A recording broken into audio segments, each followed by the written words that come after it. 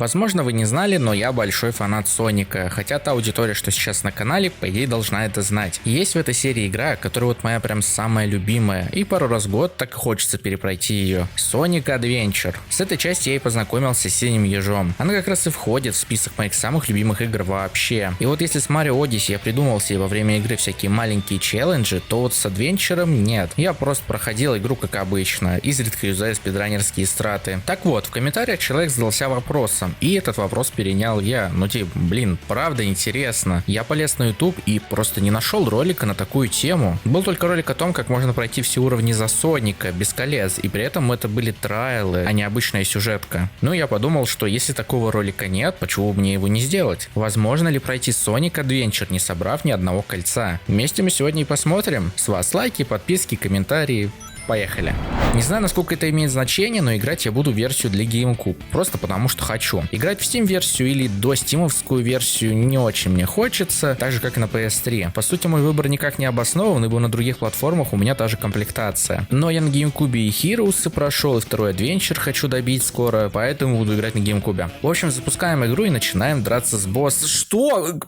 Почему он собрал кольца? Да, чисто технически наш эксперимент можно уже заканчивать. Ну, блин, эти кольца даже не я взял, их в катсцене дали. Давайте те кольца, что выпадают в катсцене, считать не будем, окей? Тем более, что если мы умрем, то бой начнется по новой уже без колец. Аккуратно побеждаем босса и идем спасать Тейлза на Emerald Coast. Поначалу просто избегаем кольца, это несложно, а затем лучше всего воспользоваться спиндэшем, чтобы сразу перелететь пружины, ибо там кольца. Если вы не знаете, то в этой игре Соника можно запустить куда угодно. Если вы грамотно прожмете спиндэш с прыжком, то хоть на Луну улетит. Через луп можно спокойно пробежать, там колец нет. Сложность у меня вызвал следующий луп. Из-за странных коллизий было сложно перепрыгнуть кольца, но по итогу не нужно пробовать пролететь их спиндэшем. Просто аккуратно, не спеша, потихоньку прыгаем. Первое, на чем я кардинально застрял, это касатка. Поначалу я вообще не представлял, как пройти этот момент, потому что мы несемся сломя голову и в любой момент случайно можем подобрать кольцо. Спустя миллионы траев я понял, что у касатки-то есть коллизии. Кстати, да, возможно кто-то не знает, но коллизии — это такие невидимые стены. Они либо мешают вам пройти дальше, либо вы по ним ходите, и они вам не дают провалиться через текстуры. Так вот, как оказалось, у касатки тоже есть коллизии. По крайней мере, я нашел вот одну здесь и вторую вот здесь. Но помимо этого есть еще и дес-зона, так что может убить. Зная это, я пробовал сначала просто оседлать касатку, но безуспешно. Мне, конечно, было весело покататься на ней, но ничего толкового из этого не вышло. Затем я понял, что можно просто заучить расположение колец, а точнее то, какое расстояние между ними. Вы просто должны бежать и спокойно прыгать, без второго нажатия на прыжок. И иногда просто немного задерживайтесь на месте в воздухе, касатка вас подтолкнет. Она, конечно, через раз будет вас еще и убивать, но таким образом пройти это место можно. Дальше с помощью спиндэша залезаем на гору.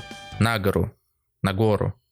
Ну, вы поняли. А потом уже аккуратно заходим в другую часть локации. Естественно, вверх по стене мы не побежим, идем по низу. Обходим очередной луп, и вот здесь нужно постараться залезть по левой части подъема. Игра будет стараться провести вас по правой, но нам нельзя, там кольца. У меня на это время немного не ушло. Потом просто стягаем вниз на соседний остров. На пружины не идем, прыгаем по панелькам. Дальше уже кто на что гораст. Хотите, пробегайте через луп, хотите, нет. Здесь везде коллизии, будет сложно. Но если без конца будете прыгать, то можно пройти. Спасаем Тейлза и бежим валить Якина. При битве с Эгманом все просто, его можно завалить за один ход обычным затыкиванием хоуминга. На Медивелле сложность только одна, это Тейлз, он в половине уровня будет вам мешать. По первой половине уровня советы дать не могу, здесь как повезет, Тейлз как-то рандомно собирает кольца. Во второй половине сложности нет, если видите луп с кольцами, то просто сразу прыгайте на его продолжение. Уровень несложный, первый был куда хардкорнее. После этого уровня нужно получить в канализации кроссовки. Я долго не думал и решил просто вылезти с помощью спиндэша. И у меня это получилось, даже долго траить не пришлось. Дальше по сюжету нам нужно в казино, и сразу стал вопрос, а как на уровень-то попасть без колец? Я долго думал, пробовал проклипаться через дверь, потом по телевизору прыгать, на людей залезть даже пробовал, ничего не получалось. Начали появляться мысли, что вот все, дальше уже пройти нельзя, никак. Но я решил не сдаваться и начал исследовать окружение. Мне нужно каким-то вот образом было попасть за двери, потому что там был триггер. Клипаться не получалось, значит нужен другой способ. Но опять же, как это сделать? Спустя пару минут у меня появилась идея. Вот было бы круто залезть вот на вот эту штуку, а уже от нее сигануть за двери. Пошуршав по локации еще парочку минут, я заметил ступеньки и решил попробовать запустить себя вверх. И на мое удивление, да, это получилось. Это было сложно, место нелегкое, но оно работает. работает, оно закидывает вас вверх. Сначала я попробовал получить эмблемку, а уже после ее взятия залезть на ту стеклянную штуку. После многочисленных траев я оказался наверху и был просто в афиге. Сначала от того, насколько прикольно было на все это смотреть свысока, ну а потом уже от того, какой я Big Brain. Налюбовавшись окружением, я начал тратить прыжки до казино. Пару прыжков и все готово, я внутри. Вы зададитесь вопросом, а как же пройти казино, если для получения изумруда нужны кольца? Здесь на помощь мне пришли спидранеры. Если встать вот сюда, то можно проклипаться через стены и попасть на кучу монет, а затем уже наверх к изумруду. Это сложно, долго, но возможно. Далее по списку Ice Cap и гребаный Tails, который не даст вам выйти из горы. Потому что ну вот очень ему нужно собрать эти кольца. Моя тактика такова. Ударяете его, бежите быстро как только можете и перепрыгиваете кольца. Есть маленький шанс, что Tails уже не побежит за вами, а начнет респавниться позади вас. Дальше будет сложно, ибо левел дизайн уровня, как по мне, не очень. И кольца везде разбросаны. Я ничего лучше не придумал, кроме как вот в начале этого этапа залезть на самый верх и заспиндашить себя. Дальше ищем панельки, прыгаем под ним и идем кататься на сноубордах. Удивительно, но здесь Tails мне не мешал вовсе, он ни разу не собрал ни одного кольца. Здесь вам поможет только реакция, не более. Босс в виде Наклза проходит как нефиг делать, и типа мне серьезно надо это упоминать? Четвертый хаос долгий, но легкий. На уровне с торнадо колец нет, идем дальше. Проходить Твинкл Парк было интересно. Сначала нужно было умудриться не быть сбитым машинками, а затем как черепаха ехать и избегать кольца. Что одно, что второе сделать не очень сложно. Я не знаю, как в игре расставляли кольца, но вот этот спуск очень забавный, потому что если вы прыгнете справа, то кольца вы заденете в любом случае. Но вот если вы прыгнете слева, то вы не заденете кольца, я хз, почему это так работает. Прокатившись на горках, я даже не стал пробовать спускаться еще раз вниз, просто сиганул обратно. А дальше уровень можно пройти спокойно. Speed Highway тоже несложный, только в начале уровня я не стал бежать по лупам и решил срезать по правому заданию. Этим маршрутом вроде тоже спидранеры пользуются. Дальше уровень проходил как обычно, а во время спуска держался правого или левого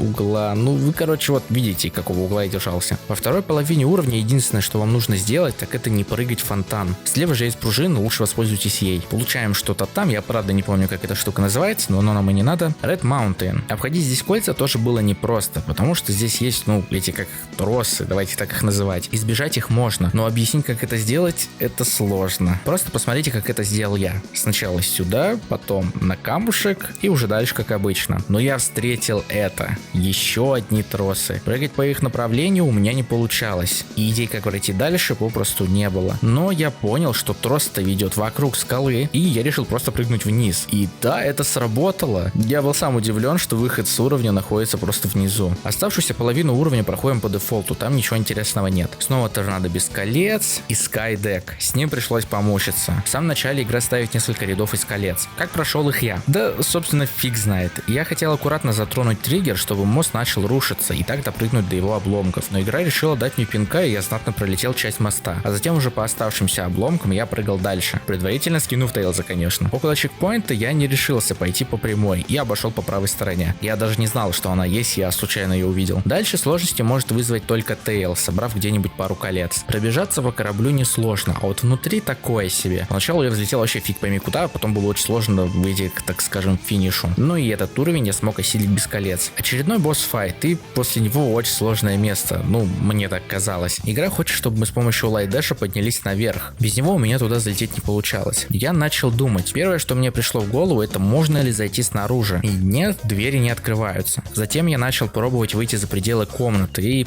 поверху пробежать или допрыгнуть до триггера. Но вопрос как? Я тыркался по всем углам и нашел место, из которого можно вылезти. Затем заметил, что на уровне есть кровать. Если ее не выдвигать, то на нее можно встать и уже от нее попробовать взлететь до скрипта. Но сколько бы я ни пытался, сколько бы времени не тратил, а его-то я очень много прожег, у меня все равно ничего не получилось. Я уже начал потихоньку отчаиваться, сил просто не оставалось что-то придумывать. Как вдруг на помощь пришли спидранеры. Оказывается, попасть в нужное место можно снаружи. Просто надо тыркаться в определенный угол, и вуаля, мы попали куда нужно. После этого спокойно валим шестого хаоса и идем в Lost World. Чего-то непроходимого в нем нет. Вначале просто аккуратно прыгайте, уворачиваясь от кубов. Спокойно покатайтесь на змейке. Здесь по аналогии с касаткой ты просто не видишь, где кольца. Но система их расположения здесь такая, что, ну, вы поймете ее, короче. В комнате, которая ведет к окончанию уровня, у меня советов нет. Я сам хз как ее прошел. Ну, типа, я просто бегал туда-сюда и потом по итогу просто спустился ниже и все, уровень закончился. Мы дошли до последнего уровня в компании за Соника. Во второй половине, после того, как она начинается, нужно сразу же поспиндашить обратно. Таким образом, Соник вылетает за пределы уровня и просто падает. Но лететь нужно недолго. Как только увидите синие стекла, то вам туда. Дальше часть уровня проходится просто. Даже Light Dash можно пролететь обычным спиндэшем. Такой же был, кстати, на прошлом уровне, я просто его не упомянул. И вот мы дошли до финального босса в компании The Sonic. Он, кстати, дался мне быстро. Валим его, и все, мы прошли кампанию The Sonic, не собрав ни единого кольца. Если, конечно, не считать два первых в катсцене. Но нас ждут еще и остальные кампании. Приступаем к ним.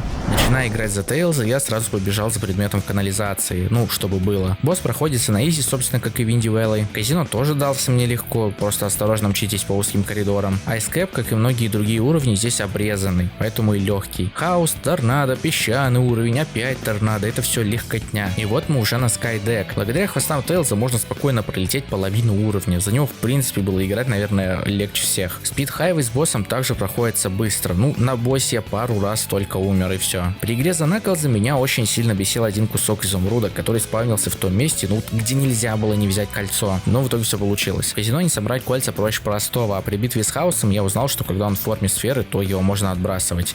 Прикольно. Я очень долго провозился на Red Mountain. Не получалось никак найти эти осколки. Но по кольцам до сих пор никаких сложностей не возникало. Затем босс, Lost World, а потом у меня закончилась память, и я не смог дописать кампанию за Наклза. Поэтому, пожалуйста, поверьте мне на слово. На последнем уровне за Наклза произошла та же ситуация, что и с Соником. Во время геймплея я не собрал ни одного кольца, но вот в катсцене эта сраная ехидна все-таки взяла 2 кольца. И опять же, я думаю, что мы можем это не считать, так как это катсцена. Да и потом у меня эти кольца при смерти забрали. Играть за Эми мне не очень нравится, но хорошо, что на ее уровнях не пришлось что-то придумывать. Twinkle Park не особо сложный, там просто надо смотреть под ноги. Hot Shelter тоже пролетается довольно просто, как и все последующие уровни с боссом. Короче, ее компания несложная, просто нудная какая-то. Уровни у нее мне не нравятся. Но кольца пропустить можно, спасибо и на этом. Дальше я решил пройти кампанию за Бига. Ну и, как вам сказать, здесь наш ран и заканчивается, потому что практически на каждом уровне Биг спавнится, падая на кольца. Я пробовал по-разному, но вернуться никак не получается, поверьте мне. Хоть здесь, по сути, и все, заканчивается наш ран, я попробовал пройти игру дальше. Ну,